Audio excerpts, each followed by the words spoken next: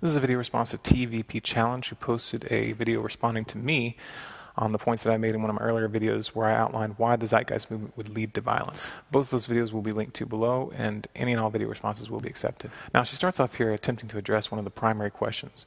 What do you do with the businesses, and what do you do with the people who don't want to give into the system? And she first responds by saying, those businesses are only going to stay in business if they have consumers.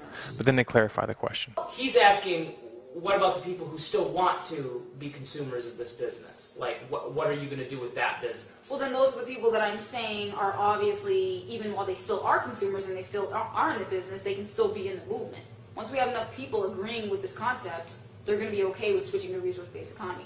This answer to me really underscores a fundamental misconception, which is that eventually everyone is going to want to jump onto your ideological bandwagon. This simply is not true.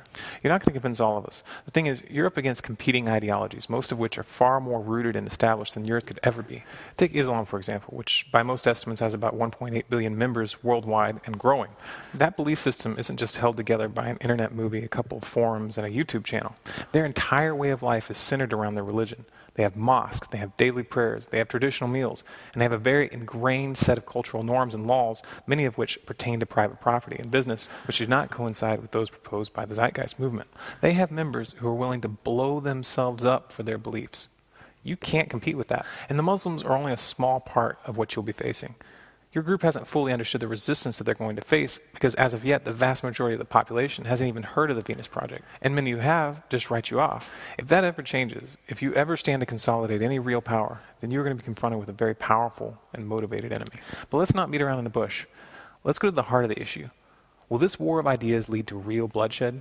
Let's see what one of your leaders, Jacques Fresco, has to say. The problem is the transition from this system to the next. There's going to be a lot of trouble, a lot of assassinations. I don't wish this, but people have never been educated to listen to new ideas. Now, Jacques didn't misspeak here. This was a moment of honesty. He and Peter Joseph aren't so stupid that they actually believe that this operation would go down without violence. But they aren't being forthcoming with the rest of the movement, which is why I accuse them of being dishonest. Here's the thing. I'm not concerned that you'll ever reach the majority of the population. That's just not going to happen. But what does concern me is the fact that historically, ideological movements like your own have been used by governments and tyrants for political means. Do you think that the students who were used to bring Mao into power actually thought that their actions would lead to the murder of 60 million of their own citizens? Of course not. They went along with the early stages of the revolution because they believed that they were creating a better world. They didn't think about the implications of their actions. They didn't take into account just how many people would resist the system and would therefore have to be eliminated.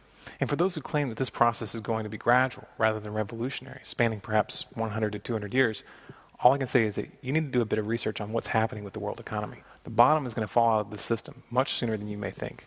And it's during these periods of collapse and chaos that movements like your own end up being harnessed for nefarious goals. And this is why I fight the Zeitgeist movement and any other movement that's like yours.